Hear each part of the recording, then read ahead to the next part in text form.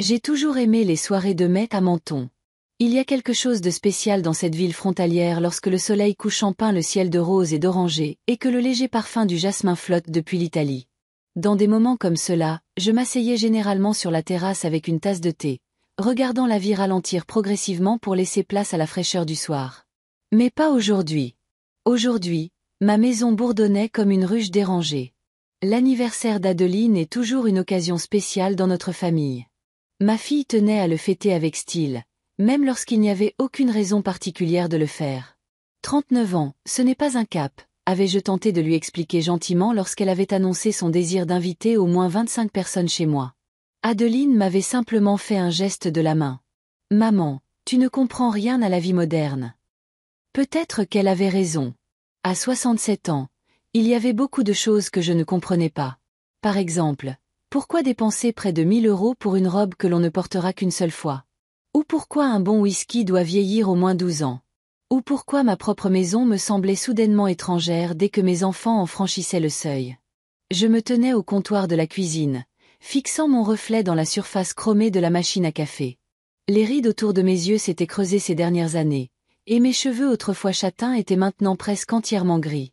Je me suis retouché les lèvres avec un rouge à lèvres rose pâle, le seul maquillage que je m'autorisais au quotidien. Pour les grandes occasions, j'avais un coffret spécial qu'Adeline m'avait offert il y a 3 ans pour Noël. « Maman, il faut que tu aies l'air présentable de temps en temps », avait-elle dit à l'époque. Et j'avais accepté le cadeau avec gratitude, même si je ne l'avais jamais utilisé. Aujourd'hui, j'ai décidé de porter ma plus belle robe, bleu marine avec de petites fleurs blanches, simple mais élégante. Walter m'aimait dans cette robe. « Tu ressembles à une reine, Eunice », disait-il, les yeux brillants d'une admiration sincère. Walter est décédé il y a 5 ans, tranquillement dans son sommeil, sans causer de soucis à personne. C'est ainsi qu'il a toujours été, mon mari calme et attentionné. Le rire bruyant de Pascal résonnait depuis le salon. Mon fils aîné avait hérité de la taille et des larges épaules de son père, mais sa personnalité ressemblait davantage à celle de mon frère, Antoine. Bruyant, confiant, toujours au centre de l'attention. Il avait amené sa femme, Sophie, et leurs enfants, Cora, 16 ans, et Noé, 14 ans. Les adolescents s'étaient immédiatement retirés dans le coin le plus éloigné du salon, plongés dans leur téléphone et ne levant les yeux que de temps en temps pour prendre une autre collation sur le plateau. « Maman, tu as vu mes boucles d'oreilles ?» Adeline a fait irruption dans la cuisine comme une petite tornade. À 39 ans, elle en paraissait à peine 30. Mince, tonique, avec des cheveux de jet parfaits qu'elle faisait retoucher toutes les 3 semaines au salon, coiffure François. Celles en émeraude, je suis sûre de les avoir laissées dans ta salle de bain. Ma chérie, je n'ai vu aucune boucle d'oreille, ai-je répondu en m'essuyant les mains sur un torchon de cuisine. Peut-être que tu les as mises dans ta trousse à maquillage. Mon Dieu, maman, je sais exactement où je les ai laissées. La voix d'Adeline semblait irritée. Tu ne fais tout simplement pas attention, comme d'habitude. Elle s'est retournée et est partie, laissant derrière elle une traînée de parfums chers et de mécontentement tacite. J'ai soupiré profondément et je suis retournée couper les légumes pour la salade. Des moments comme celui-ci étaient devenus plus fréquents ces dernières années, de petites piques qui pouvaient être ignorées individuellement, mais qui, ensemble, formaient une image douloureuse d'aliénation que je préférais ne pas remarquer. Mamie Uni, tu as un chargeur pour mon iPhone. Cora est apparue dans l'embrasure de la porte, grande et mince avec des cheveux blonds raides attachés en un chignon décontracté. Il est dans ma chambre, ma chérie, sur la table de chevet. J'ai souri.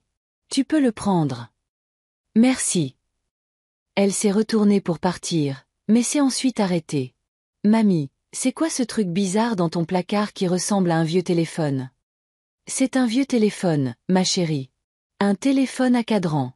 On les utilisait avant les téléphones portables. Vraiment? Et tu gardes des vieilleries comme ça? Elle a gloussé et a disparu avant que j'aie pu répondre. Des vieilleries. C'est ce que mes souvenirs étaient devenus pour la nouvelle génération. Des vieilleries qui prenaient de la place sans raison apparente. Le vieux téléphone appartenait à ma mère, et je le gardais en souvenir d'elle. À côté, dans le placard, il y avait des albums photos, des lettres de Walter de l'époque où il était dans la marine, et des dessins de Pascal, Adeline et Martin. Martin. J'ai souri en me souvenant de mon cadet. C'était dommage qu'il n'ait pas pu venir aujourd'hui. Son vol avait été retardé quelque part en Corse.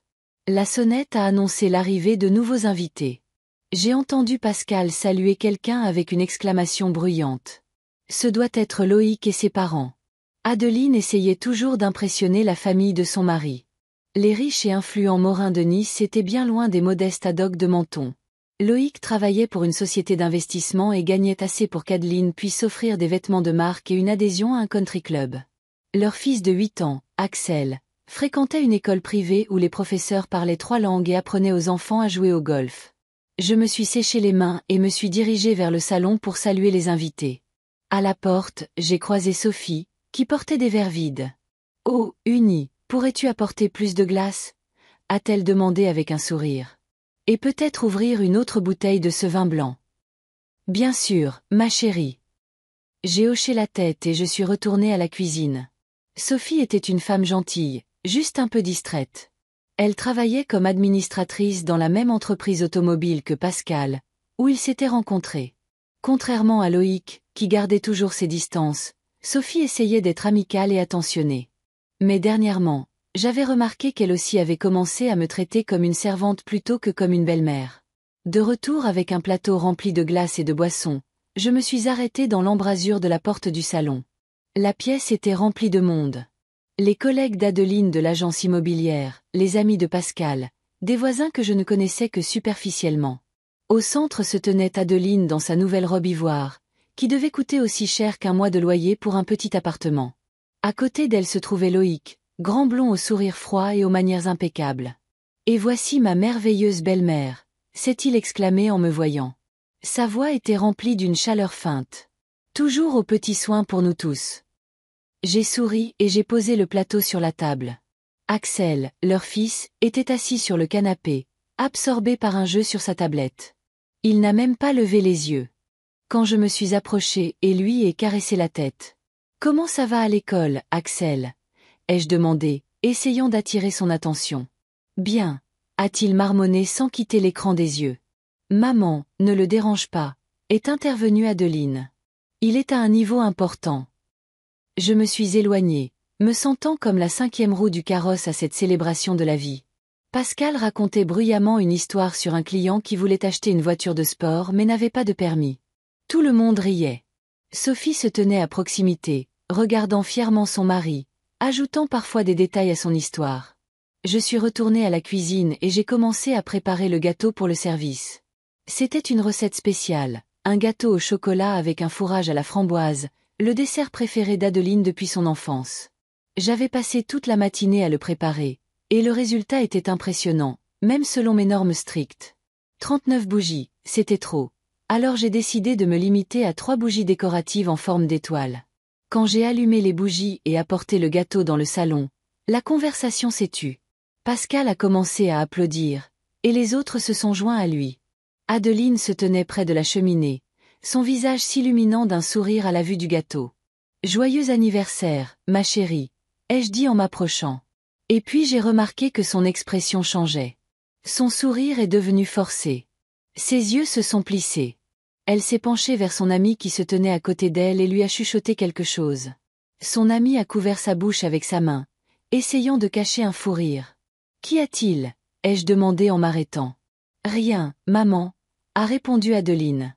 « C'est juste que, tu ressembles exactement à ma femme de ménage en ce moment. » Le temps a semblé s'arrêter. Je suis restée là, le gâteau entre les mains, sentant le sang se retirer de mon visage. Un silence gêné flottait dans l'air, brisé par le rire nerveux de Pascal. « Adeline veut dire que Consuela porte aussi des robes à fleurs », a-t-il tenté d'expliquer, mais cela n'a fait qu'empirer les choses. J'ai lentement posé le gâteau sur la table. Les bougies continuaient de brûler, leur lumière se reflétant dans les yeux d'Adeline, qui me regardait avec une légère surprise, comme si elle ne comprenait pas pourquoi je réagissais ainsi. « Maman, c'était une blague », a-t-elle dit. « Ne le prends pas si au sérieux. » Mais je n'écoutais plus. Je me suis retournée et j'ai quitté la pièce, sentant les regards des invités sur moi. J'ai monté les escaliers jusqu'à ma chambre et j'ai fermé la porte. Mon cœur battait dans ma gorge. « Tu ressembles à ma femme de ménage. » Les mots d'Adeline résonnaient dans ma tête. Ce n'était même pas la comparaison avec Consuela, la charmante femme mexicaine qui nettoyait la maison d'Adeline 2 fois par semaine. C'était le ton sur lequel cela avait été dit, Le mépris qui transpirait de chaque syllabe, la facilité avec laquelle ma propre fille m'avait humiliée devant tous les invités. Je me suis approchée de la fenêtre et j'ai tiré le rideau. Le ciel s'était déjà assombri, et les premières étoiles scintillaient timidement au-dessus de ma tête. Quelque part là-haut, parmi ces étoiles, il y avait Walter. Que dirait-il s'il pouvait voir ce que notre famille était devenue? Walter avait toujours été un homme calme et posé. Il travaillait comme mécanicien dans un garage à la périphérie de Menton et était fier de sa capacité à réparer n'importe quel moteur. Nous nous sommes rencontrés quand j'avais 19 ans et lui 22. Je venais de terminer mon école d'infirmière et d'obtenir un poste d'infirmière dans une clinique locale. Walter est entré avec une coupure à la main. Un morceau de métal avait glissé et lui avait laissé une profonde entaille dans la paume. « Ça fait mal ?» ai-je demandé en nettoyant la plaie. « Seulement quand je ris », a-t-il répondu d'un air sérieux, puis il a souri si largement que ça m'a coupé le souffle. Nous nous sommes mariés 1 an plus tard. Pascal est né quand j'avais 22 ans. Adeline est arrivée 4 ans plus tard, et 4 ans après, alors que nous ne prévoyions plus d'avoir d'autres enfants, Martin est né, notre garçon calme et réfléchi. Walter était un père merveilleux, patient, aimant, prêt à passer des heures à enseigner à ses enfants tout ce qu'il savait. Il a appris à Pascal à réparer un vélo, a montré à Adeline comment faire pousser des tomates dans notre petit jardin et a lu à Martin des livres sur les voyages dans des pays lointains. Nous n'étions pas riches, mais nous n'avons jamais manqué de rien. La maison de l'avenue de Sospel nous avait été laissée par les parents de Walter. Nous l'avons progressivement rénovée, ajoutant des pièces au fur et à mesure que les enfants grandissaient, remplaçant le toit lorsque l'ancien commençait à fuir, et plantant un jardin là où il y avait autrefois un terrain vague. Lorsque Pascal a obtenu son bac et a décidé de ne pas aller à l'université mais de commencer à travailler tout de suite, Walter l'a soutenu. L'important, c'est qu'une personne fasse ce qu'elle aime, disait-il. Adeline, en revanche, en voulait toujours plus. Elle voulait quitter Menton, aller dans une université prestigieuse et vivre dans une grande ville. Walter et moi avons économisé de l'argent pour ses études, en nous privant de beaucoup de choses. Martin était un enfant spécial, calme, observateur, avec une vision inhabituelle du monde. Il pouvait passer des heures à regarder les fourmis construire leurs fourmilières ou les nuages changer de forme. Il avait des problèmes à l'école, non pas scolaires, mais sociaux. Les autres enfants le trouvaient étrange. Ses professeurs se plaignaient qu'il avait la tête dans les nuages. Mais Walter disait toujours, « Notre Martin voit simplement des choses que les autres ne voient pas. » Après l'école, Martin a essayé plusieurs métiers, mais n'est jamais resté longtemps nulle part. Finalement, il est devenu chauffeur de poids lourd. « J'aime être sur la route, maman », m'a-t-il dit un jour. « La route me donne la liberté. » Walter est mort subitement d'une crise cardiaque massive dans son sommeil. Il n'avait que 64 ans. Il m'a fallu près d'1 an pour recommencer à vivre. Les enfants ont aidé du mieux qu'ils pouvaient. Pascal s'est occupé de la paperasse. Adeline a organisé les funérailles. Et Martin était juste là, me soutenant silencieusement par sa présence. Et puis quelque chose a changé. Progressivement, presque imperceptiblement, Pascal a commencé à passer de moins en moins, prétextant être occupé.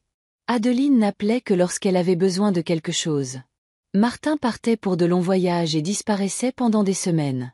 Il y a 2 ans, lorsque Pascal et sa famille se sont retrouvés temporairement sans abri à cause de rénovations dans leur maison, je leur ai proposé de les héberger. La solution temporaire s'est éternisée. C'était pratique pour eux, et j'étais contente de ne pas être seule. Puis Adeline nous a rejoints avec son mari et son fils. Ils avaient vendu leur maison et attendaient que leur nouvelle demeure, plus spacieuse, soit construite. C'est ainsi que, peu à peu, ma maison s'est remplie de monde, mais je me sentais de plus en plus seule. Des bruits de fête provenaient du rez-de-chaussée. Apparemment, personne n'était dérangé par mon absence, et la fête continuait. Je me suis assise sur le bord du lit et j'ai regardé mes mains, les veines saillantes, couvertes de fines rides. Des mains qui avaient tenu mes enfants lorsqu'ils faisaient leurs premiers pas. Des mains qui avaient préparé leur repas, lavé leurs vêtements, essuyé leurs larmes lorsqu'ils étaient blessés. Et maintenant, j'étais devenue une sorte de servante pour eux. Pratique, invisible, prête à faire tout ce qu'ils demandaient. Ou même pas une demande, mais une attente que je ferais ce que j'étais censée faire. J'ai senti quelque chose se briser en moi. Pas mon cœur. Non, ça allait. Les chaînes que j'avais utilisées pour m'attacher au rôle de mère éternelle, de victime éternelle, prête à tout donner et à ne rien demander en retour, se brisaient. La porte a grincé et j'ai levé les yeux. Pascal se tenait dans l'embrasure de la porte, se balançant maladroitement d'un pied sur l'autre. « Maman, ça va ?» a-t-il demandé. « Adeline ne voulait pas te blesser. Tu sais comment elle peut être piquante. »« Ce n'est rien, Pascal, » ai-je répondu calmement. « Je suis juste fatiguée. Dis à tout le monde que je vais m'allonger et me reposer. » Mais nous n'avons pas encore coupé le gâteau. Il avait l'air désemparé, comme un petit garçon dont le voyage au parc d'attractions avait été annulé. « Vous vous en sortirez sans moi. » J'ai souri et je me suis détournée vers la fenêtre, signifiant que la conversation était terminée. Quand la porte s'est refermée derrière lui, je suis allée au placard et j'ai sorti une vieille boîte de documents. Parmi eux se trouvait l'acte de propriété de la maison, le testament de Walter, les polices d'assurance. La maison était entièrement à moi. Les enfants y vivaient en tant qu'invités. Bien qu'ils aient depuis longtemps oublié que j'ai pris ma décision aussi soudainement qu'un mal de tête survient parfois, brusquement et sans avertissement. Je vendrais la maison, pour qu'ils comprennent ce que c'est que de perdre quelque chose que l'on tient pour acquis. Pour la première fois depuis longtemps, j'ai ressenti un étrange sentiment de soulagement, comme si un lourd sac à dos que je portais depuis des années était enfin tombé de mes épaules. Je me suis allongée sur le lit, toujours habillée, et j'ai fermé les yeux. La musique et les rires montaient du rez-de-chaussée. Demain, tout changerait. Mais aujourd'hui, laissons-les s'amuser. Le lendemain de l'anniversaire d'Adeline fut étonnamment clair. Je me suis réveillée plus tôt que d'habitude, alors que les premiers rayons de soleil commençaient à peine à percer à travers les stores. La maison était silencieuse. La fête d'hier avait duré bien après minuit, et maintenant tout le monde dormait. Je suis sortie du lit avec précaution, en essayant de ne pas faire grincer le parquet, et je suis allée à la fenêtre. Menton se réveillait lentement. Au loin, je pouvais voir la frontière avec l'Italie et au-delà, Vintimille, la ville jumelle avec laquelle nous étions reliés par 1000 fils invisibles. J'adore cette vue, surtout à l'aube, lorsque les deux villes semblent n'en faire qu'une, sans les clôtures et les postes frontières qui les séparent. La décision d'hier n'a pas disparu avec l'arrivée du nouveau jour. Au contraire, elle s'est renforcée, s'enracinant dans mon esprit. Je n'avais plus aucun doute. La maison devait être vendue. Ce n'était pas une réaction impulsive aux paroles blessantes de ma fille. Cette phrase était plutôt la goutte d'eau qui a fait déborder le vase. Je suis descendue tranquillement à la cuisine. J'ai mis la bouilloire en marche et j'ai sorti l'annuaire. J'avais besoin d'un avocat, et pas n'importe lequel, mais un spécialiste de l'immobilier. Je me suis souvenu qu'il y a quelques années, lorsque Walter et moi mettions à jour notre testament, nous avions consulté maître Hélène Orlandini, une femme âgée mais très compétente ayant un cabinet en centre-ville. Le thé était encore chaud lorsque j'ai composé le numéro. Bien sûr, je ne m'attendais pas à la trouver à son bureau à une heure aussi matinale, mais je pouvais laisser un message. Cabinet de maître Orlandini. Une voix féminine joyeuse a répondu de manière inattendue. Bonjour, ai-je dit, momentanément décontenancé. C'est Eunice Haddock. Je ne pensais pas qu'il y aurait quelqu'un à cette heure. Oh, Madame Haddock, s'est exclamée la femme. Je me souviens de vous. Vous êtes venue avec votre mari il y a quelques années. Je suis Darla, l'assistante de maître Orlandini. Nous sommes juste très occupés aujourd'hui, alors je suis venue plus tôt. En quoi puis-je vous aider? J'ai besoin de conseils pour vendre ma maison, ai-je dit en baissant la voix, même si je savais que personne ne pouvait m'entendre dans cette partie de la maison. Est-ce possible? Bien sûr. Maître Orlandini a un créneau à 11h30 aujourd'hui. Cela vous conviendrait-il? J'ai accepté, j'ai noté l'adresse et j'ai remercié Darla. Quand j'ai raccroché, je me suis sentie légèrement étourdie. Tout s'était passé si vite, comme si une force inconnue m'avait soulevée et portée en avant. J'ai réussi à préparer le petit déjeuner avant que quiconque dans la maison ne descende. Pascal a été le premier à apparaître. Son visage était froissé et ses yeux rouges. Des signes évidents d'une gueule de bois. « Bonjour, maman », a-t-il marmonné en se dirigeant directement vers la machine à café. « Mon Dieu, qu'est-ce qu'il y avait dans ce whisky hier soir ?» Probablement du whisky, ai-je souri en posant une assiette de brouillé et de toast devant lui. « Comment va Sophie ?» Elle dort. Il a pris une gorgée de café et a grimacé. Les enfants aussi. Tu peux monter le son? J'ai monté le son de la machine à café, et elle a rugi plus fort en broyant les grains pour une nouvelle fournée. Pascal a grimacé. Je voulais dire plus bas, maman. Désolé, ai-je dit en baissant le son et en m'asseyant en face de lui. Pascal, j'ai des choses à faire en ville aujourd'hui. Je serai de retour pour le déjeuner. D'accord, a-t-il hoché la tête, ne semblant pas particulièrement intéressé. Quel genre d'affaire? Je dois rencontrer un avocat. Cela a attiré son attention.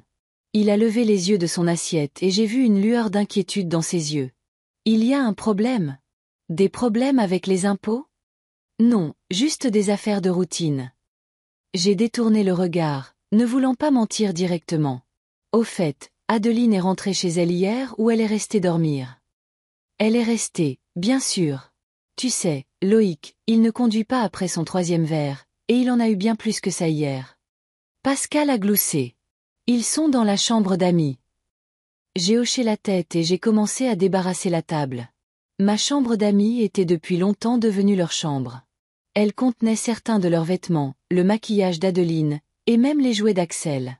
Petit à petit, pièce par pièce, ma maison se transformait en leur territoire. Maman.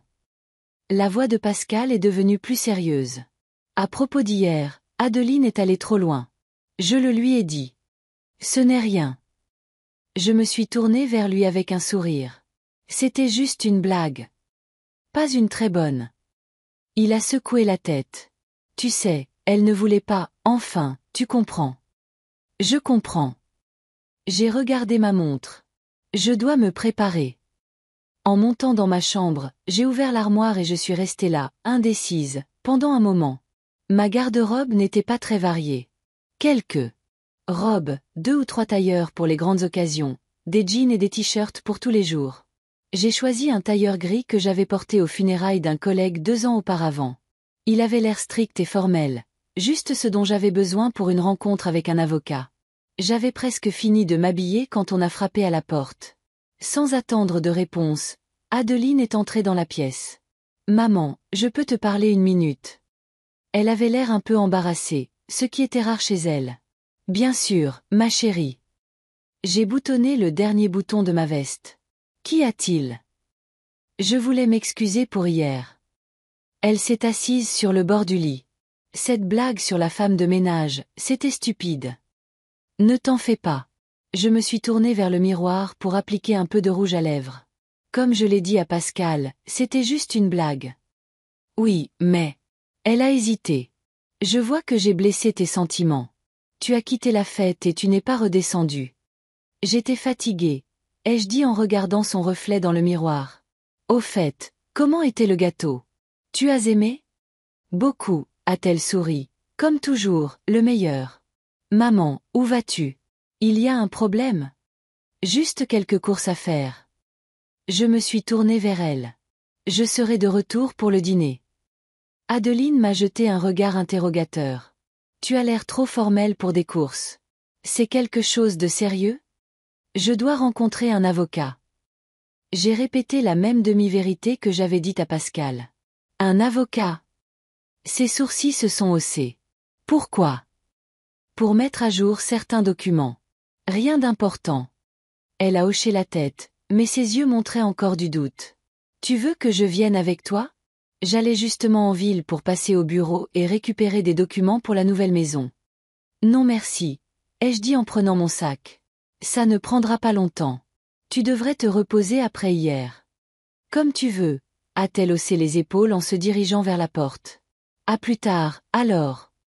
Quand la porte s'est refermée derrière elle, j'ai poussé un profond soupir. Je n'aimais pas cacher mes projets aux enfants, mais je savais que si je leur parlais de ma décision de vendre la maison maintenant, ils feraient tout leur possible pour m'en dissuader, et je n'étais pas prête pour cette confrontation. Pas maintenant. Le cabinet de Maître Orlandini était situé dans un vieil immeuble en briques rouges sur la rue principale. La plaque sur la porte indiquait modestement « Orlandini et associés, service juridique ». Je suis montée au 2e étage et je suis entrée dans la réception où j'ai été accueillie par une femme souriante d'âge moyen. La même Darla à qui j'avais parlé au téléphone. « Madame Haddock, ponctuelle comme toujours », a-t-elle dit en se levant de derrière son bureau. « Maître Orlandini vous attend. Veuillez entrer. » Le bureau d'Hélène avait l'air exactement comme je m'en souvenais. Un bureau en chêne massif, des murs tapissés de bibliothèque, une lumière douce provenant d'une lampe de bureau à abat-jour vert. Hélène elle-même, une grande femme dans la soixantaine avec des cheveux gris courts et un regard perçant, s'est levée pour m'accueillir. « Eunice, ça fait une éternité. Elle m'a serré fermement la main. Asseyez-vous. Darla m'a dit que vous vouliez nous consulter au sujet de la vente de la maison. Oui, ai-je dit en m'enfonçant dans le fauteuil en face d'elle. J'ai décidé de vendre la maison de l'avenue de Sospel. Celle dont vous avez hérité des parents de Walter. Elle a haussé les sourcils. Si je ne me trompe pas, vous y vivez depuis combien de temps? 40 ans? 38. J'ai hoché la tête. Mais il est temps de changer. Je comprends. Elle s'est penchée en arrière dans son fauteuil. Eh bien, d'un point de vue juridique, c'est assez simple. La maison vous appartient entièrement. Après le décès de Walter, sa part vous est revenue conformément à son testament. Il n'y a pas de charge ni de dette sur la propriété. Vous êtes libre d'en disposer comme bon vous semble. Et les enfants? J'ai joint mes mains sur mes genoux. Ils vivent avec moi depuis 2 ans. Hélène m'a regardé attentivement. Ont-ils des droits légaux sur la maison? Une copropriété? Une propriété partagée? Non, rien de tout ça. Dans ce cas, ils ne sont que des locataires. Elle a haussé les épaules. Selon la loi, vous devez les informer de la vente et leur donner un délai raisonnable pour déménager. Habituellement, c'est 30 jours, mais comme il s'agit d'une affaire de famille, le tribunal peut prolonger ce délai à 60 ou même 90 jours si l'affaire va au tribunal. J'espère que ça n'en arrivera pas là, ai-je soupiré. Je veux juste que tout soit fait dans les règles. Ce sera le cas. Hélène a ouvert un tiroir de son bureau et en a sorti un dossier. Vérifions que vous avez tous les bons documents. Titre de propriété, passeport technique, plan cadastral. Avez-vous tout ça? J'ai hoché la tête. Walter avait toujours été méticuleux avec la paperasse, et j'avais hérité de ce trait de caractère. Excellent. Elle a pris une note dans son carnet. Maintenant, concernant la procédure de vente. Vous aurez besoin d'un agent immobilier. Avez-vous quelqu'un en tête? J'y ai réfléchi. Adeline travaillait chez La Clé d'Or, l'une des plus grandes agences de Menton. Il aurait été logique de me tourner vers elle ou ses collègues, mais je savais que c'était impossible. Non, ai-je répondu, mais j'aimerais trouver quelqu'un de fiable. Je peux vous recommander Véronique Jade de l'Oasis du désert. Hélène a écrit le nom et le numéro de téléphone sur un bout de papier. Elle est spécialisée dans l'immobilier de votre quartier, et surtout, elle n'est pas affiliée à La Clé d'Or. J'ai souri avec reconnaissance. Hélène savait toujours lire entre les lignes. Quant au prix, a-t-elle poursuivi, les maisons de votre quartier sont très demandées en ce moment. La nouvelle centrale solaire a attiré de nouveaux résidents à Menton et le marché immobilier est en plein essor. Je pense que vous pourrez obtenir une somme décente pour votre maison. Nous avons passé encore 1 heure environ à discuter des détails de la transaction à venir. Hélène m'a expliqué tous les aspects juridiques, m'a parlé des impôts que je devrais payer et m'a aidé à élaborer un plan d'action. Quand j'ai quitté son bureau, je me sentais beaucoup plus légère. J'avais maintenant un plan clair, et cela me donnait confiance. Mon prochain arrêt était l'Oasis du désert, une petite mais respectable agence immobilière au coin de la 2e rue et de l'avenue Carnot. Véronique Jade s'est avérée être une femme énergique dans la cinquantaine avec des cheveux roux courts et des taches de rousseur sur le visage. Madame Haddock. Elle m'a serré la main avec énergie. Ravie de vous rencontrer. Hélène vient de m'appeler et m'a donné un bref aperçu de la situation. Veuillez vous asseoir. Son bureau était beaucoup plus modeste que celui d'Hélène, mais tout aussi fonctionnel. Les murs étaient décorés de photos de maisons qu'elle avait vendues et de plusieurs diplômes et certificats. Alors, vous voulez vendre votre maison sur l'avenue de Sospel? A-t-elle dit en ouvrant son ordinateur portable. Je connais ce quartier. C'est ancien, mais très prometteur. Combien de pièces a votre maison? 5 chambres, 3 salles de bain, un salon, une salle à manger, une cuisine, un bureau et un sous-sol, ai-je énuméré, plus un garage pour 2 voitures et un petit jardin. Ça a l'air merveilleux, a-t-elle tapé, les yeux rivés sur l'écran. Année de construction 1958. Mais nous avons fait une rénovation majeure dans les années 90 et remplacé le toit et le système de chauffage il y a 10 ans. Véronique a continué à poser des questions et j'ai répondu, en essayant de ne manquer aucun détail. Finalement, elle s'est penchée en arrière dans son fauteuil et a souri. Madame Haddock, vous avez une belle maison. Je pense que nous pouvons la mettre sur le marché à un prix très attractif. Quand prévoyez-vous de commencer le processus de vente? Dès que possible. J'ai rencontré son regard surpris. J'ai des raisons personnelles. Je comprends. Elle a hoché la tête. Dans ce cas, nous devons agir rapidement. Voici mon plan. Je passerai demain, je jetterai un coup d'œil à la maison et je prendrai quelques photos. Ensuite, nous discuterons du prix et de la stratégie de vente. Si tout se passe bien, nous pourrons publier l'annonce dans une semaine. Ça me semble parfait. J'ai souri. Mais il y a une condition. Mes enfants ne doivent pas être au courant de notre rencontre. Du moins, pas encore. Véronique a légèrement haussé un sourcil mais n'a posé aucune question. Pas de problème. Je peux venir quand ils ne sont pas à la maison. Ou nous pourrions me présenter comme, disons, un expert pour une compagnie d'assurance. Ce serait parfait, ai-je dit, soulagé. Demain à 10h30, Pascal sera au travail et Adeline emmènera son fils à des cours de natation.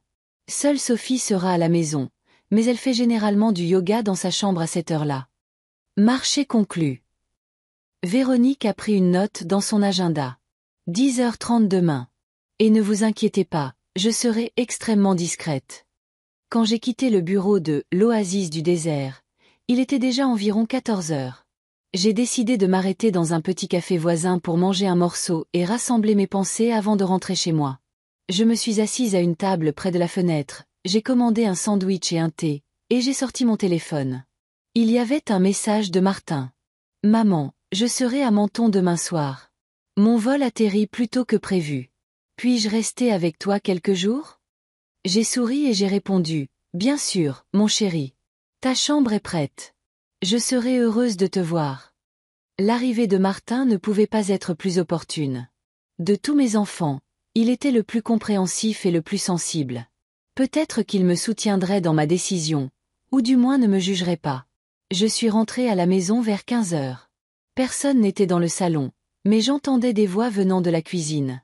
J'y suis entrée et j'ai trouvé Pascal et Adeline en pleine conversation animée autour d'une tasse de café. « Oh, maman !» a exclamé Pascal en me voyant. On commençait à s'inquiéter. Comment s'est passée la rencontre avec l'avocat? Bien, merci, ai-je dit en posant mon sac sur une chaise. Où sont les autres? Sophie a emmené les enfants au centre commercial, a répondu Pascal. Loïc est à Nice pour affaires. Il sera de retour dans quelques jours. Axel est avec lui. Je vois. Je me suis versé un verre d'eau. Il s'est passé quelque chose pendant mon absence. Non, tout est comme d'habitude. Adeline a pris une gorgée de son café. Maman, on était juste en train de parler. Peut-être qu'on devrait organiser une journée au spa. Tu sais, pour se faire pardonner d'hier, manucure, pédicure, massage, tout le tralala. Je l'ai regardé avec surprise. Adeline montrait rarement une telle sollicitude. Merci, ma chérie, mais ce n'est pas nécessaire. Je n'étais vraiment pas offensée. On insiste, a ajouté Pascal. Tu mérites de te faire dorloter un peu. J'ai secoué la tête en regardant mes enfants. Ils essayaient vraiment de se racheter. Et c'était touchant, mais je savais qu'aucune journée au spa ne pourrait changer ce qu'ils ressentaient vraiment pour moi. Et ma décision restait inchangée. Au fait, j'ai décidé de préparer le terrain. Martin arrive demain soir. Il restera quelques jours. Génial. Pascal rayonnait. Je ne l'ai pas vu depuis des lustres. Il faudra qu'on sorte quelque part. S'asseoir. Comme au bon vieux temps. Surtout pas au clou rouillé, a grimacé Adeline. La dernière fois que tu es rentrée de là, tu étais dans un tel état que j'avais honte devant les voisins. Allez, Frangine. Pascal m'a fait un clin d'œil. Un homme a le droit de se détendre après un long trajet. J'écoutais leur chamaillerie avec un léger sourire. À des moments comme celui-ci, ils me rappelaient eux-mêmes enfants. Pascal, toujours prêt pour l'aventure, et Adeline, toujours soucieuse de ce que les autres penseraient. Bon, je vais dans ma chambre, ai-je dit lorsque leur dispute a commencé à s'apaiser. Je suis un peu fatiguée. Bien sûr, maman. Adeline a hoché la tête. Repose-toi. Je préparerai le dîner ce soir. Merci, ma chérie. En montant dans ma chambre, j'ai fermé la porte et j'ai pris une profonde inspiration. La journée avait été chargée mais productive. Les premiers pas avaient été faits. Maintenant, je devais attendre Véronique, faire évaluer la maison et la mettre en vente. Et puis la partie la plus difficile commencerait, expliquer aux enfants pourquoi j'avais fait ça. Le lendemain matin, je me suis réveillée avec une légère anxiété. Véronique devait arriver à 10h30, et je devais m'assurer que la maison soit sous son meilleur jour. Je me suis levée tôt et j'ai commencé à ranger le salon et la cuisine. Maman, qu'est-ce que tu fais? Sophie est descendue alors que je finissais de passer l'aspirateur sur le tapis du salon. Pourquoi tu nettoies si à fond? J'ai juste décidé de faire un peu de rangement. J'ai souri. L'expert de la compagnie d'assurance vient aujourd'hui et je veux que tout soit présentable. Un expert. Sophie a semblé surprise. Pourquoi? Renouvellement de la police d'assurance, ai-je expliqué, m'en tenant à mon histoire. Rien de spécial, juste une routine. Je vois. Elle a hoché la tête, ne semblant pas particulièrement intéressée. Je vais faire du yoga à l'étage aujourd'hui si tu n'es pas occupée. D'accord, ma chérie. À 10h30 précise, la sonnette a retenti. Véronique était ponctuelle comme une horloge. Bonjour, Madame Haddock, a-t-elle dit en me tendant la main. Êtes-vous prête à commencer l'inspection? Bien sûr, veuillez entrer, ai-je dit en la faisant entrer dans la maison. Et s'il vous plaît, appelez-moi Eunice. Nous avons passé les 2 heures suivantes à parcourir la maison, pièce par pièce. Véronique prenait des notes, photographiait, mesurait l'espace et posait beaucoup de questions. Elle était particulièrement intéressée par les détails intérieurs d'origine. La cheminée ancienne du salon, le vitrail du palier, les boiseries du bureau. Vous avez une belle maison, unie, a-t-elle dit lorsque nous avons terminé la visite et sommes retournés à la cuisine. Elle a beaucoup de caractère et est très bien située. Je pense que nous pouvons la mettre en vente à un prix très décent. Elle a nommé un chiffre qui m'a fait sursauter. C'était bien plus que ce à quoi je m'attendais. Vous êtes sûr? Ai-je demandé, incrédule. La maison est vieille et même si nous l'avons maintenue en bon état. Je suis absolument sûre. Véronique a souri. Il y a beaucoup de demandes pour des maisons comme celle-ci en ce moment, avec une histoire, avec du caractère. Les nouvelles constructions sont standards, mais votre maison est unique. De plus, le quartier est devenu très populaire auprès des jeunes familles. Je ne pense pas que nous aurons du mal à trouver un acheteur. Nous avons discuté d'une stratégie de vente et avons signé un contrat. Véronique a promis de préparer tous les documents et les photos en quelques jours et d'ici la fin de la semaine, nous pourrions mettre la maison sur le marché. Quand prévoyez-vous de l'annoncer à votre famille? A-t-elle demandé finalement. Ce soir, ai-je répondu, sentant mon cœur se serrer. Mon plus jeune fils arrive et je veux que tout le monde soit là. Bonne chance, a-t-elle dit en me serrant la main. Et rappelez-vous, vous faites ça pour vous. Vous méritez de commencer un nouveau chapitre de votre vie. Quand Véronique est partie, je me suis assise dans la cuisine, regardant par la fenêtre le jardin. Là, sous le vieux chêne, se trouvait la balançoire que Walter avait construite pour les enfants il y a des années. Pascal s'était cassé le bras en tombant de là quand il avait 8 ans. Adeline y passait des heures, se balançant et rêvant de l'avenir. Martin s'y asseyait souvent avec un livre, fuyant le monde bruyant. Tant de souvenirs étaient liés à cette maison. Mais je savais que je ne pouvais pas vivre dans le passé. Il était temps d'avancer. Les clés de mon nouvel appartement étaient froides dans ma main. Je me tenais devant la porte portant le numéro 214, n'osant pas entrer. Derrière moi se trouvaient 3 semaines de négociations tendues, de larmes, d'accusations et enfin, d'adieu à la maison où j'avais passé la plus grande partie de ma vie. Maintenant, une nouvelle page s'ouvrait pour moi. Mon propre appartement dans la résidence ensoleillée, les pins dorés, à la périphérie et de Menton. Enfin, rassemblant mon courage, j'ai inséré la clé dans la serrure et l'ai tournée. La porte s'est ouverte avec un léger grincement, me laissant entrer dans ma nouvelle maison. Un petit couloir menait à un salon lumineux relié à la cuisine. À droite se trouvait la chambre. À gauche, une salle de bain compacte. Tout était propre, moderne et complètement impersonnel. Pas une seule chose ne me rappelait le passé. Les déménageurs avaient livré mes meubles et mes cartons d'affaires hier.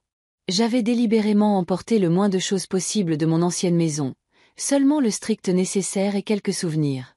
J'ai vendu ou donné le reste. Les enfants ont récupéré la plupart des meubles et des appareils électroménagers ainsi que toutes les petites choses qu'ils considéraient comme leurs, même s'ils n'avaient jamais pris la peine de les emporter en déménageant. Je me suis souvenu de leur visage quand je leur ai annoncé que j'avais décidé de vendre la maison. C'était le soir où Martin est arrivé. Nous étions assis à dîner, Toute la famille réunie pour la première fois depuis longtemps. Pascal plaisantait, Adeline parlait de son nouveau projet, et Sophie grondait les enfants à voix basse pour leur manière à table. Martin, comme toujours, écoutait plus qu'il ne parlait. « J'ai une nouvelle », ai-je dit lorsqu'il y a eu une pause dans la conversation. « Je vends la maison. » Le silence qui a suivi était assourdissant. Pascal s'est figé avec sa fourchette à mi-chemin de sa bouche. Adeline a lentement reposé son verre de vin. « Qu'est-ce que tu veux dire par vendre la maison ?» a-t-elle demandé comme si elle ne m'avait pas entendu. « Exactement ce que j'ai dit. J'ai signé un contrat avec un agent immobilier. La maison sera mise en vente à la fin de la semaine. » Mais pourquoi? Pascal avait l'air confus. Il y a un problème avec la maison? Elle a besoin de réparation? Le toit fuit? La maison va bien, ai-je dit en prenant une gorgée d'eau. Il est juste temps de changer. Maman, tu ne peux pas juste vendre la maison. Adeline a haussé la voix. C'est notre maison. Techniquement, c'est ma maison, ai-je essayé de parler calmement. Et j'ai le droit d'en faire ce que bon me semble. Mais nous vivons ici, s'est-elle exclamée. Où sommes-nous censés aller? Vous avez le temps de trouver un nouvel endroit. Je vous donne 60 jours après la vente.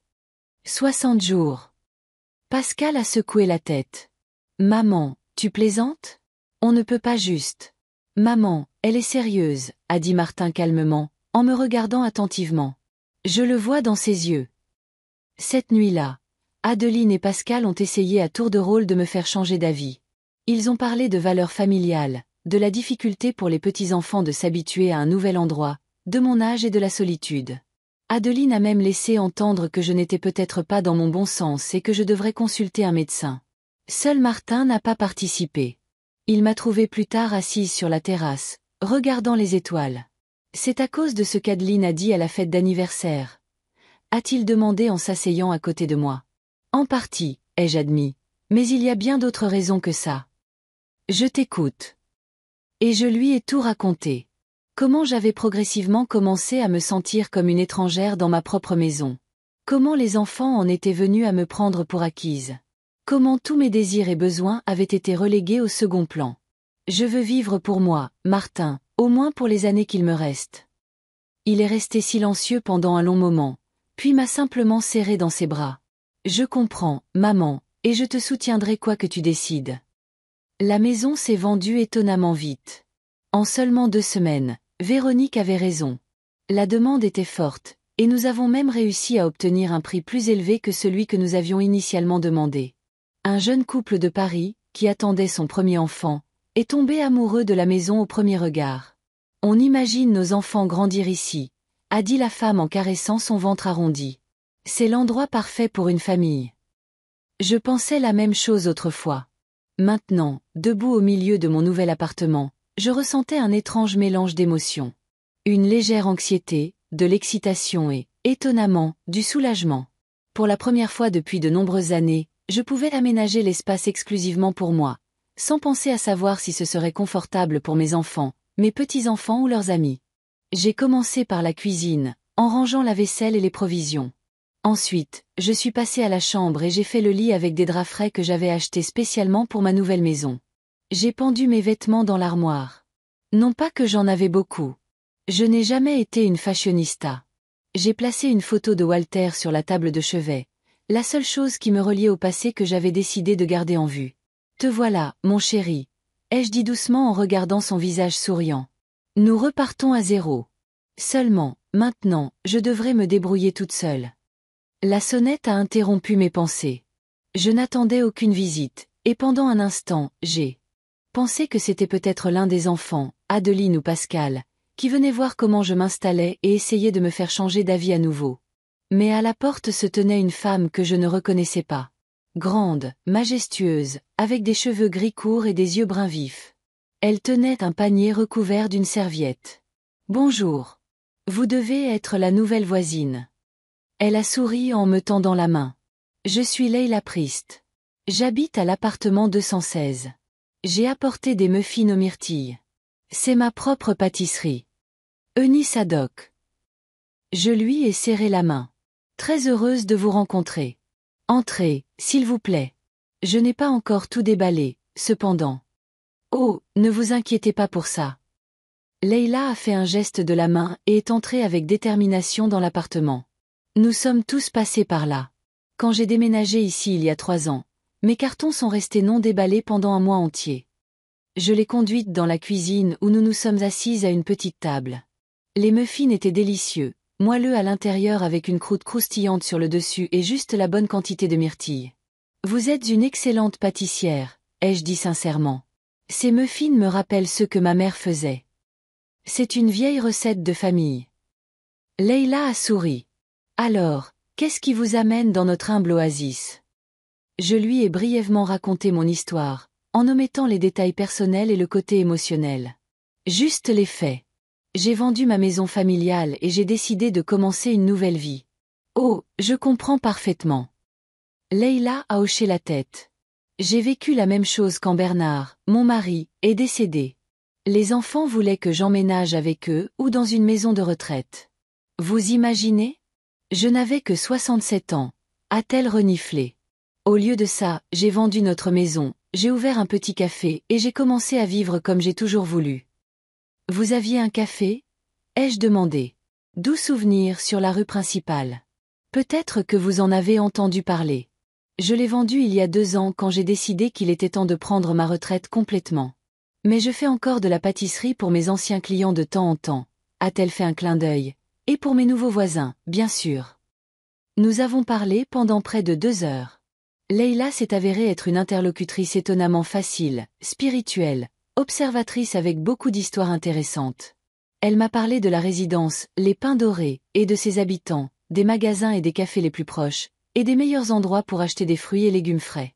Quels sont vos projets maintenant que vous êtes dans un nouvel endroit? A-t-elle demandé lorsque la conversation a tourné vers des sujets plus personnels. Pour être honnête, je n'ai pas encore décidé, ai-je admis. Pendant tant d'années, ma vie a tourné autour de ma famille. J'ai besoin de temps pour comprendre ce que je veux pour moi-même.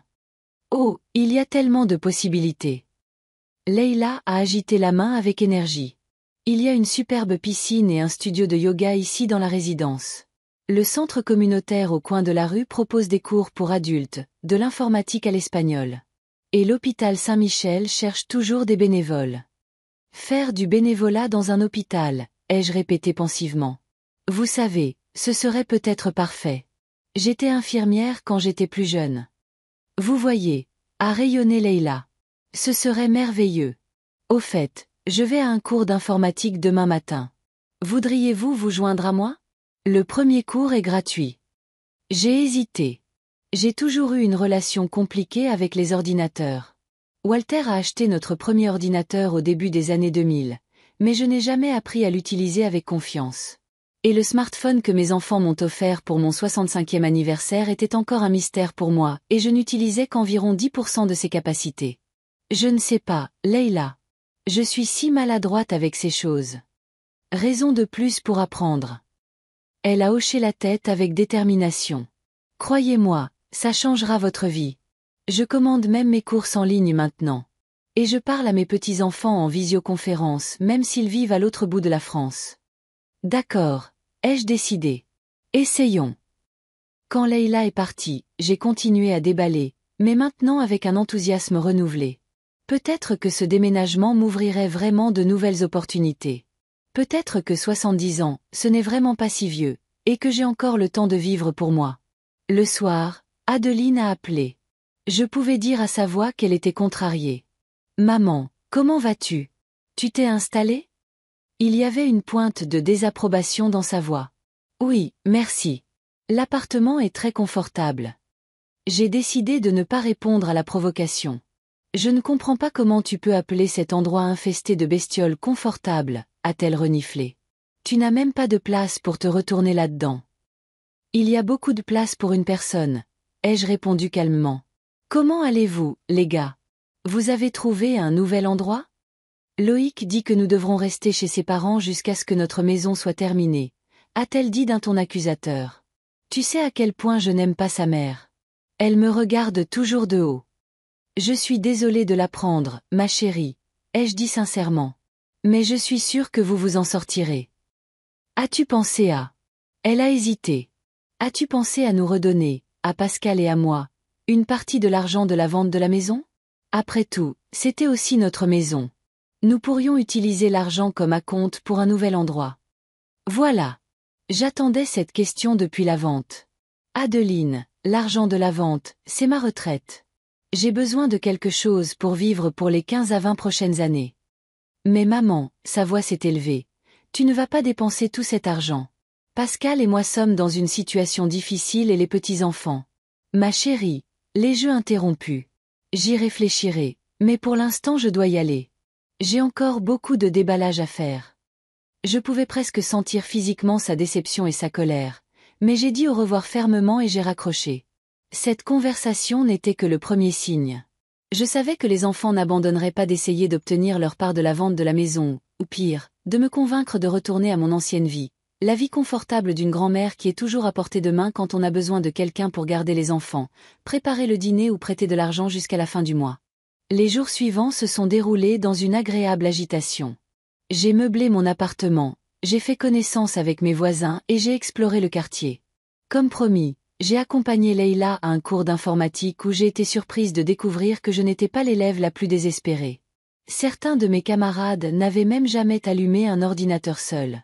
Le professeur, un jeune homme nommé Grégoire, était patient et attentif.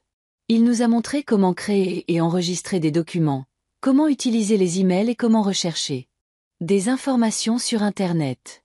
La prochaine fois, a-t-il annoncé à la fin de la leçon, nous apprendrons à utiliser les médias sociaux et la visioconférence. Vous pourrez communiquer avec votre famille et vos amis, même s'ils vivent à l'autre bout du monde. Tu vois comme c'est utile, m'a chuchoté Leïla en sortant de la classe. Et après le cours d'informatique, on pourra s'inscrire au yoga pour seniors. Ils ont un super prof là-bas. J'ai souri, me sentant chaleureuse à l'intérieur. Pour la première fois depuis longtemps, je me sentais plus qu'une simple mère et grand-mère, mais une personne avec des intérêts et des possibilités. Vendredi, je suis allée à l'hôpital Saint-Michel pour me renseigner sur le programme de bénévolat.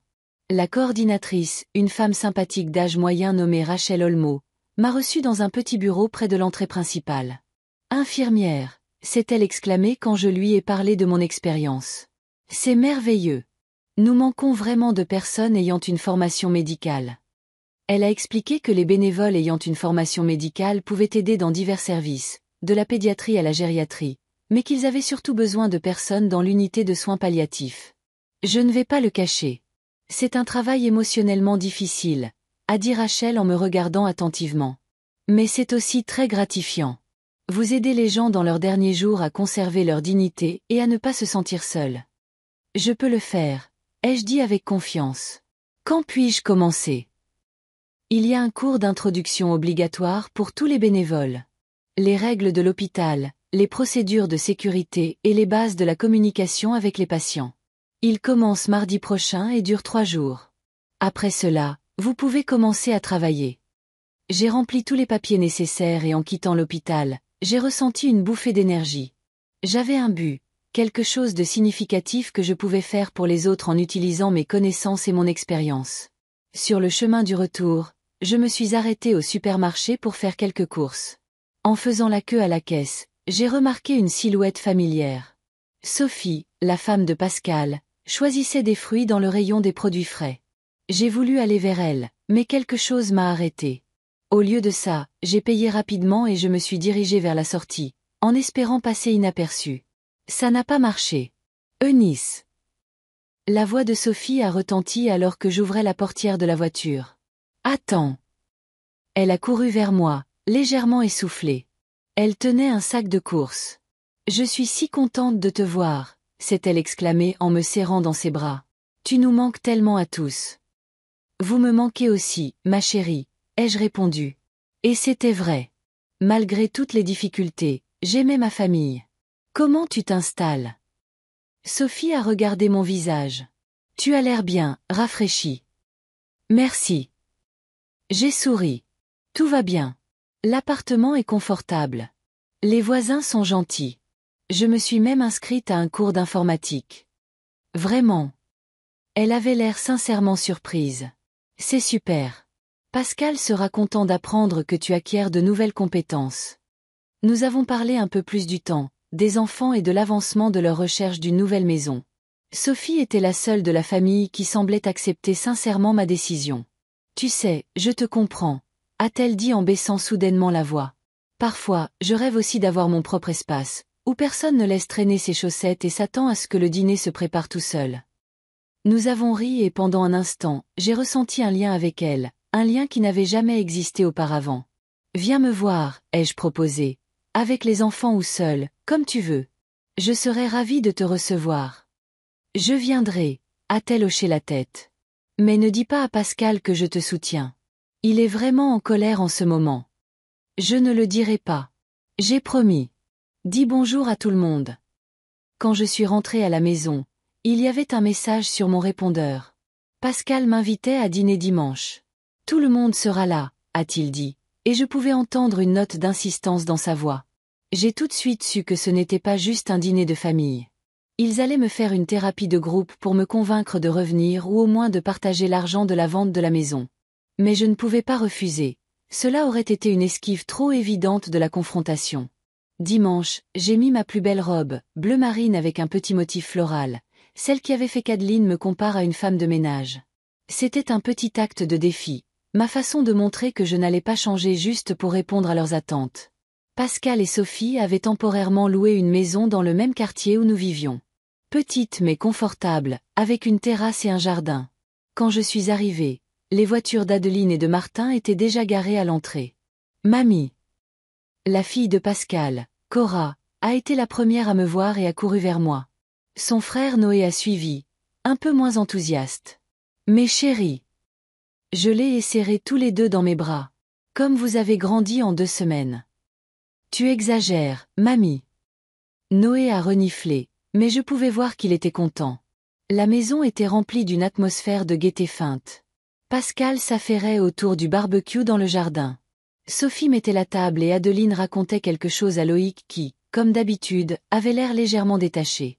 Axel, leur fils, était assis dans le coin avec sa tablette, complètement absorbé par un jeu. Seul Martin, debout près de la fenêtre avec un verre de bière, semblait vraiment détendu. Maman. Pascal m'a fait un signe avec une spatule de barbecue. Je suis si content que tu sois là. Les steaks sont presque prêts. Le dîner a été relativement paisible. Nous avons parlé du temps, des succès des enfants à l'école, du nouveau contrat de Pascal. Adeline nous a parlé de la maison qu'elle avait récemment vendue à un prix record. Martin a partagé des histoires de ses voyages. Tout était presque comme avant, sauf que je sentais une certaine tension dans l'air. Des griefs non exprimés, des questions non posées. Après le dessert, Pascal s'est raclé la gorge et a regardé autour de la table. « Maman, nous voulions te parler de quelque chose d'important, » a-t-il commencé. « Je vous écoute, » ai-je dit en me redressant, me préparant à ce qui allait suivre. « Nous sommes tous très inquiets pour toi, » a-t-il poursuivi. « Vivre seul à ton âge dans un quartier inconnu. C'est dangereux et solitaire, » a ajouté Adeline. « Tu as toujours dit que la famille était la chose la plus importante. Et nous pensions, » a fait une pause Pascal, « que tu devrais peut-être reconsidérer ta décision. Tu n'es pas obligé de retourner dans l'ancienne maison, mais peut-être que nous pourrions trouver quelque chose de plus près de nous, ou même que tu pourrais vivre avec l'un de nous. » Avec nous, par exemple, a rapidement interjeté Adeline. Nous aurons une grande maison quand elle sera terminée. Tu pourrais avoir tout un étage pour toi, une indépendance totale, mais nous serions toujours là si tu avais besoin d'aide. J'ai regardé leur visage, inquiet, sérieux, sincère. Ils pensaient vraiment qu'ils m'offraient la meilleure solution. Mais je savais que derrière leur sollicitude se cachaient leurs propres intérêts, financiers, pratiques, émotionnels. Merci pour votre sollicitude, ai-je dit doucement.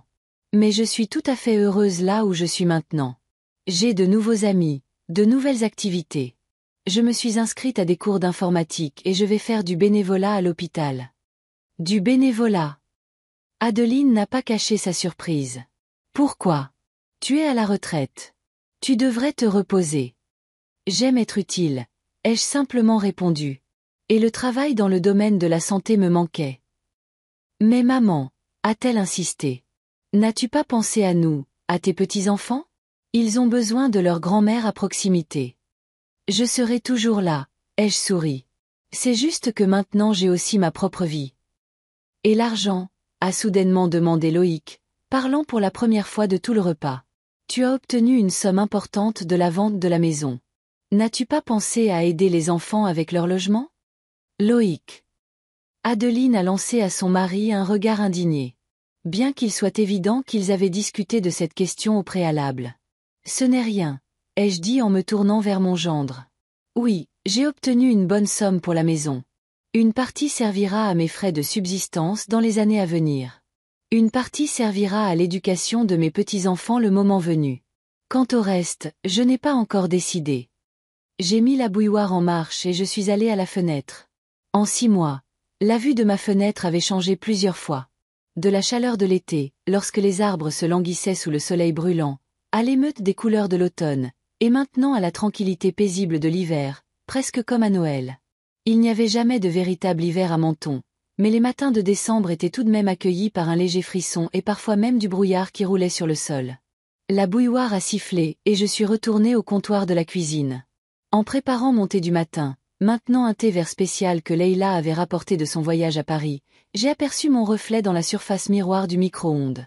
Même maintenant, des mois plus tard, j'étais encore étonné par ce que je voyais. Ma coiffure avait changé. Au lieu de mon chignon traditionnel, j'avais maintenant une coupe courte avec des ondulations douces qui encadraient mon visage. Les cheveux gris que j'avais auparavant essayé de cacher avec une teinture bon marché scintillaient maintenant magnifiquement, accentués par un shampoing spécial. Les rides, bien sûr, n'avaient pas disparu, mais ma peau avait l'air plus fraîche, comme si elle brillait de l'intérieur. Le résultat d'un nouveau régime de soins de la peau recommandé par Jenny, une infirmière de l'hospice où je travaillais maintenant comme consultante 3 jours par semaine. Mais la principale différence n'était pas dans mon apparence.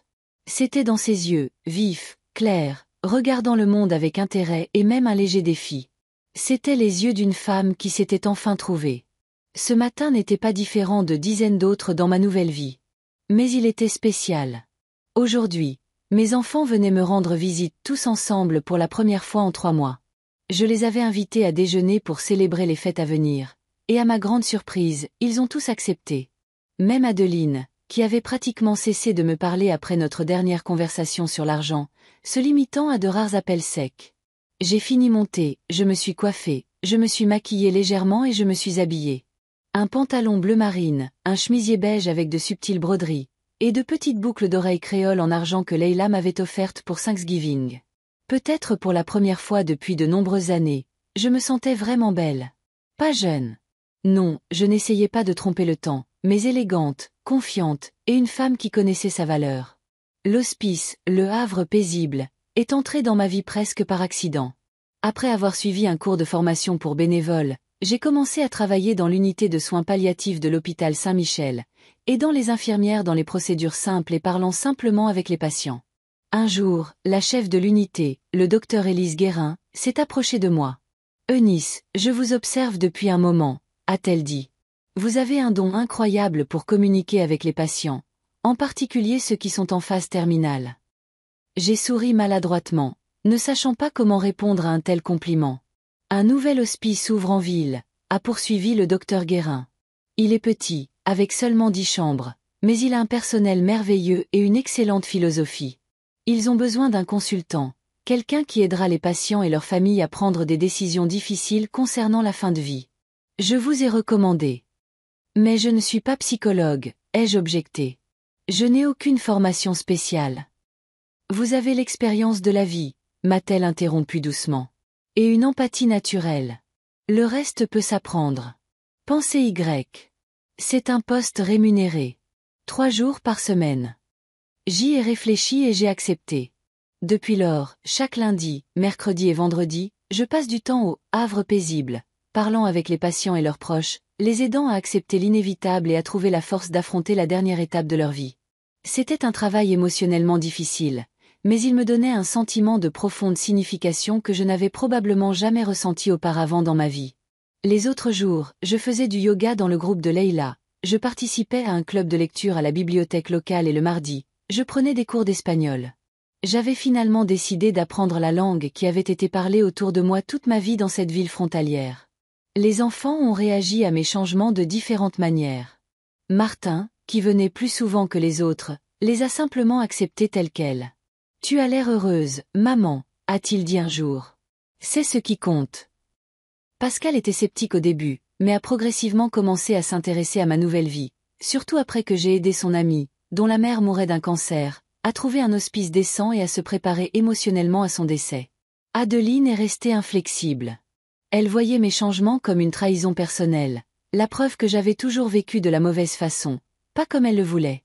Tu as toujours été si pratique, maman, a-t-elle dit avec une pointe de mépris. Et maintenant, tu as soudainement décidé de te trouver à 67 ans. N'est-ce pas un peu tard? J'ai redressé la nappe sur la table à manger. La table était neuve, compacte, mais pliable, juste ce qu'il fallait pour des occasions comme aujourd'hui. Je l'ai recouverte d'une jolie nappe brodée de flocons de neige sur le bord. J'ai sorti un nouveau service de table, blanc avec un fin liseré bleu, et j'ai choisi des bougies et des serviettes assorties. La plupart du dîner était déjà prêt. La dinde farcie aux pommes et aux pruneaux rôtissait lentement dans le four. Le gratin de pommes de terre attendait son tour. Les salades étaient assaisonnées et refroidissaient au réfrigérateur. Il ne restait plus qu'à faire la tarte aux pommes, une sorte de tradition familiale dont la recette se transmettait dans notre famille de mère en fille depuis 3 générations.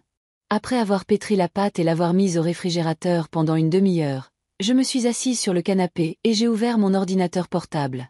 Une autre innovation dans ma vie. Non seulement j'avais maîtrisé les compétences informatiques de base, mais j'avais aussi appris à utiliser les réseaux sociaux, à créer des présentations pour mes conférences à l'hospice, et même à tenir un petit blog sur mon travail, qui, à ma grande surprise, a trouvé un public parmi d'autres personnes âgées en quête d'un nouveau sens à leur vie. Aujourd'hui, je voulais vérifier mes emails avant l'arrivée des invités. Parmi les notifications et les newsletters habituelles se trouvait une lettre de Rachel Olmo, la coordinatrice du programme de bénévolat de l'hôpital. Elle m'invitait à prendre la parole lors d'une conférence pour les bénévoles sur mon expérience à l'hospice. Votre histoire est inspirante, Eunice, a-t-elle écrit. Beaucoup de gens pensent qu'à votre âge, il est trop tard pour commencer quelque chose de nouveau. Vous leur prouvez le contraire. J'ai souri. Il y a 6 mois, l'idée de parler en public m'aurait fait paniquer. Maintenant, je me sentais un peu nerveuse mais aussi excitée. J'avais vraiment quelque chose à partager. La sonnette a interrompu mes pensées. J'ai jeté un coup d'œil à l'horloge. Il était encore tôt pour les enfants. Quand j'ai ouvert la porte, j'ai vu Leïla avec une petite boîte dans les mains. J'ai pensé passer avant l'arrivée de ta famille, a-t-elle expliqué en entrant. J'ai apporté le dessert. De la mousse au chocolat. Je sais que tu fais une tarte aux pommes, mais peut-on jamais avoir trop de sucreries pendant les fêtes? Jamais. J'ai ri en serrant mon amie dans mes bras. Merci, Leïla. Tu es un vrai trésor. Elle m'a jeté un regard appréciateur. Tu es magnifique. Ce chemisier te va très bien. Tu es nerveuse? Un peu, ai-je admis. Nous ne nous sommes pas vus depuis plusieurs mois, après tout. Ils vont être choqués quand ils verront la nouvelle toi, a fait un clin d'œil Leïla. Surtout ta fille snob. Leïla. J'ai essayé d'avoir l'air indigné, mais je n'ai pas pu retenir un sourire. Au cours des derniers mois, Leïla était devenue mon amie la plus proche, et je lui avais tout raconté sur ma famille, y compris ma relation compliquée avec Adeline. D'accord, a-t-elle levé les mains en signe de défense. Je promets d'être gentille si je les croise. Maintenant, je dois y aller. J'ai du yoga dans 1 heure. Dis-moi comment ça se passe. Après le départ de Leïla, je suis retournée à la cuisine. J'ai sorti la pâte du réfrigérateur et j'ai commencé à l'étaler pour la tarte.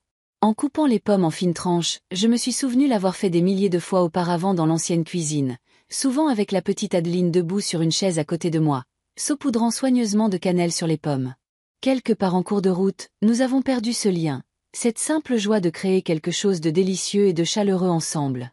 Peut-être qu'aujourd'hui, nous pourrons trouver une nouvelle façon d'être une famille. Pas nécessairement en vivant sous le même toit.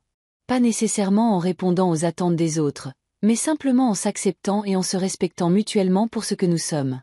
Pascal et Sophie sont arrivés les premiers avec les enfants et une grande boîte décorée d'un ruban de fête. « Waouh !» s'est exclamé Pascal en me voyant. « Maman, tu es magnifique. » « Merci, mon chéri. » J'ai souri en acceptant son étreinte maladroite. « Je suis contente que vous ayez tous pu venir. »« On ne manquerait ça pour rien au monde », m'a assuré Sophie en m'embrassant sur la joue. Les enfants en parlent depuis 1 semaine. Leur fille Cora m'a regardé avec de grands yeux. « Mamie, tu as une nouvelle coiffure et tu Tu as l'air plus jeune. Pas plus jeune, ma chérie, l'ai-je corrigé gentiment. Juste différente. Noé, plus réservé comme d'habitude, m'a juste fait un signe de tête et a demandé « Tu as Internet ici ?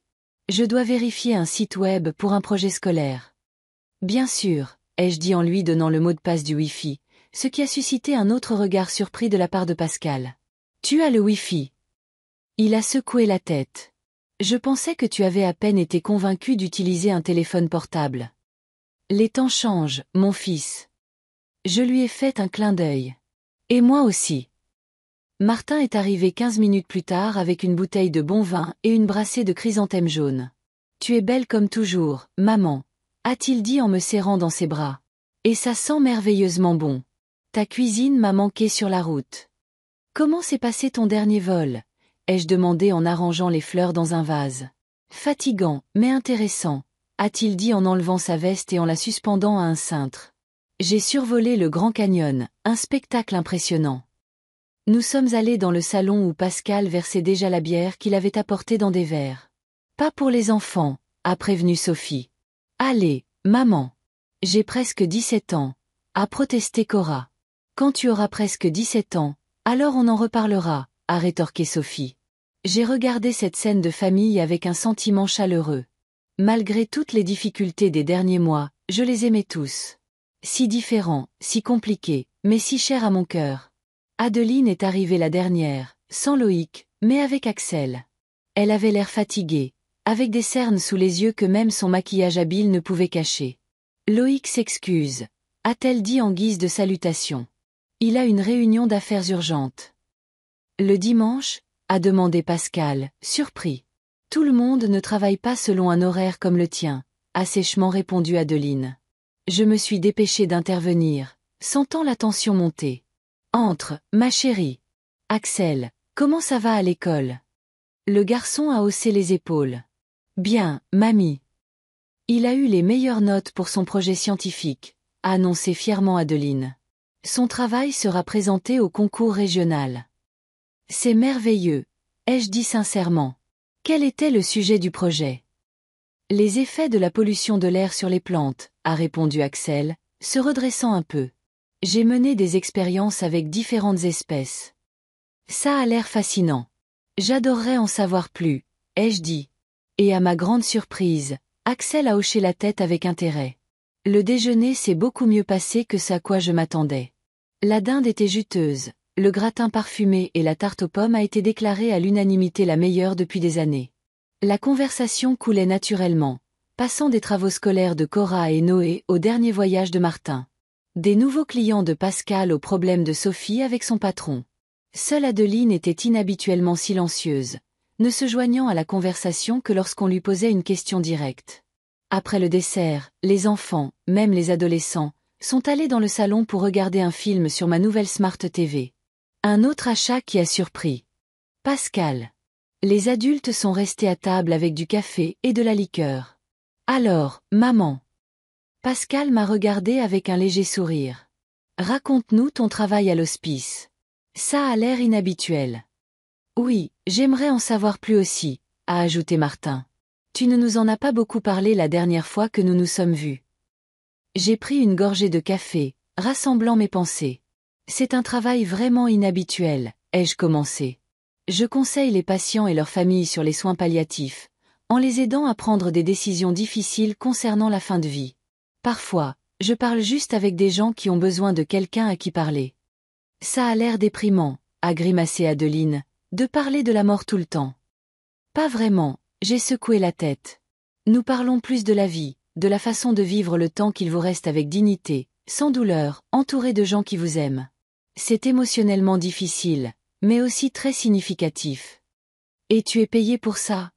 A demandé Pascal. Oui, c'est un poste rémunéré. Pas beaucoup, mais assez pour me sentir financièrement indépendante. Je ne comprends pas pourquoi tu as besoin de ça, a secoué la tête Adeline. Tu as l'argent de la vente de la maison. Tu pourrais juste profiter de ta retraite, voyager, te détendre. J'ai besoin de me sentir utile, ai-je simplement répondu. De savoir que je fais quelque chose de significatif pour les autres. Il y a eu une pause. Martin tournait pensivement son verre de liqueur. Je pense que c'est génial, maman, a-t-il dit finalement. Tu as toujours été attentionnée et réfléchie. Je pense que tu es parfaite pour ce genre de travail. Merci, mon chéri. J'ai souri avec reconnaissance. Et tu es magnifique, a ajouté Pascal. Sérieusement, je ne t'ai pas reconnu quand je suis entrée. Tes cheveux, tes vêtements.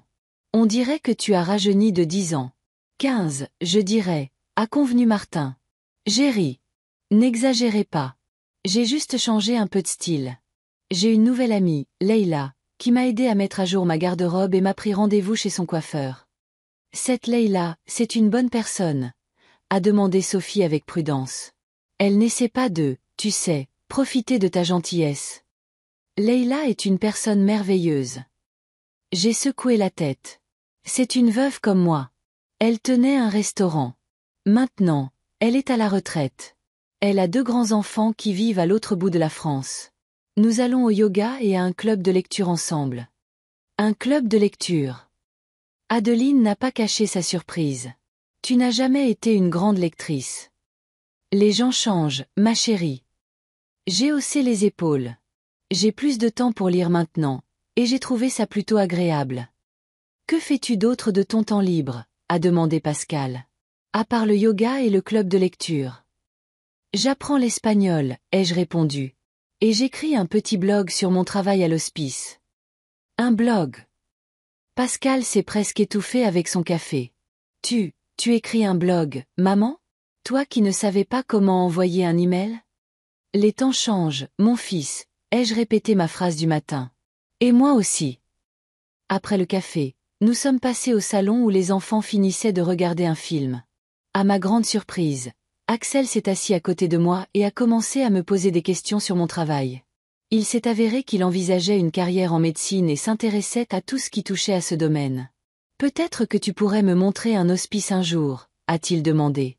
Bien sûr, si c'est possible.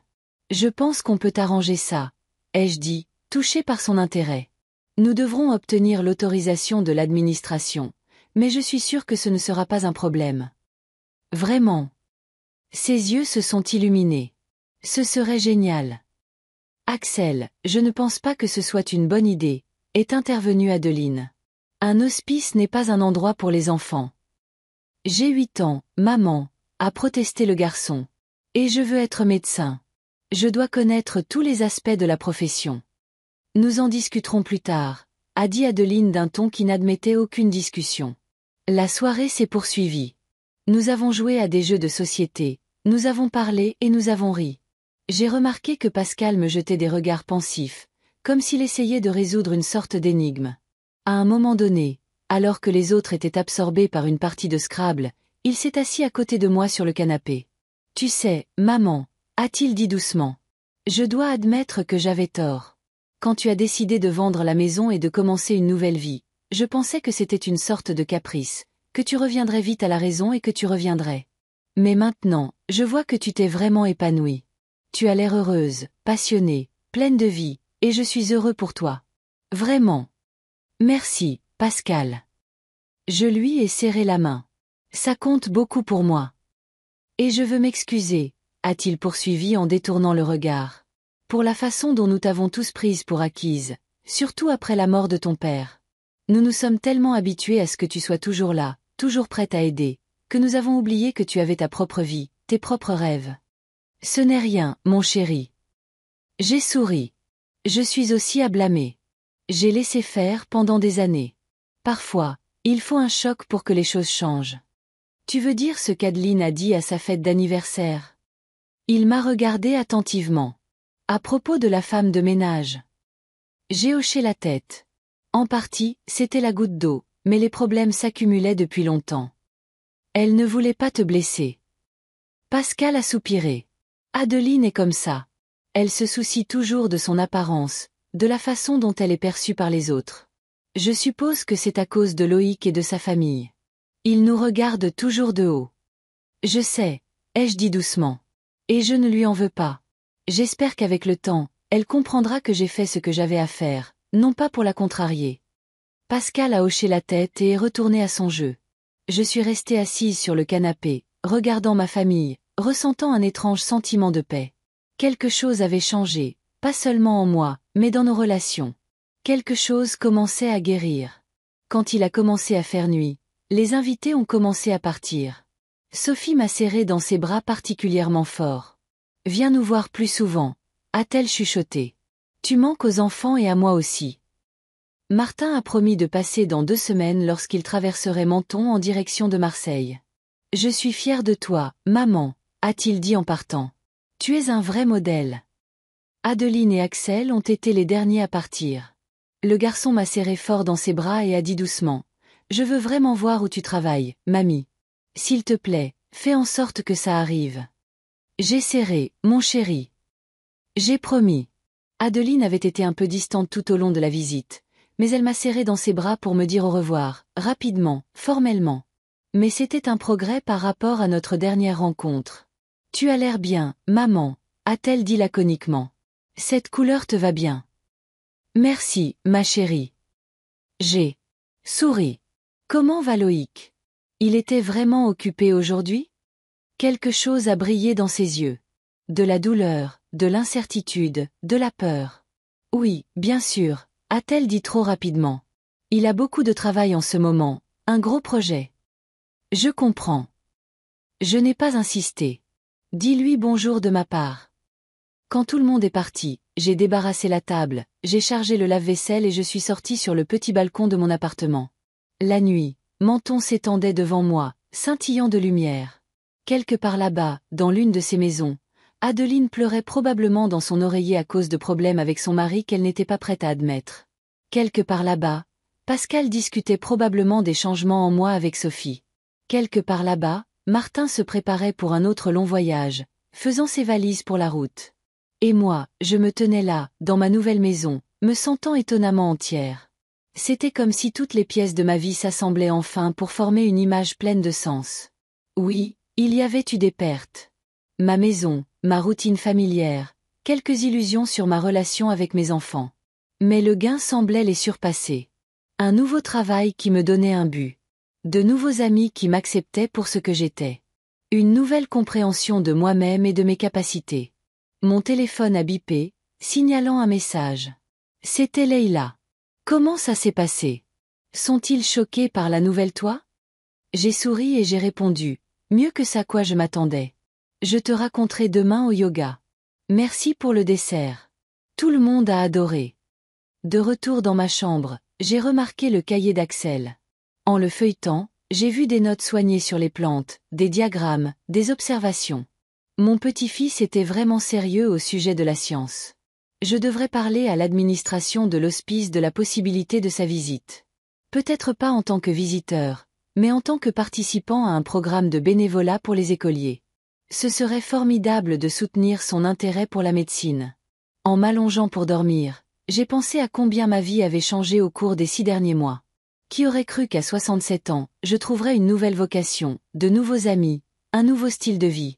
Qui aurait pu imaginer qu'une décision prise dans un moment de profonde blessure mènerait à une transformation aussi incroyable? Peut-être que c'est le secret d'une vie heureuse.